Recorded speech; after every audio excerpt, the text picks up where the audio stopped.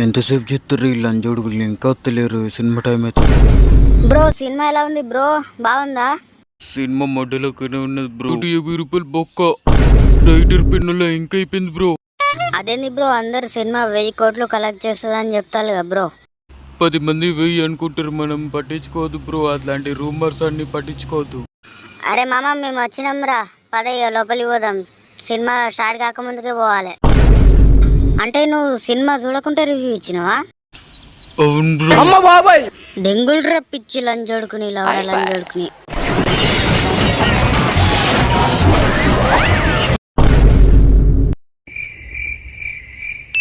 So అందుకనే cinema చూడకుంటే review ఇవ్వద్దంట bro, పండబెట్టి దెంగుతారు.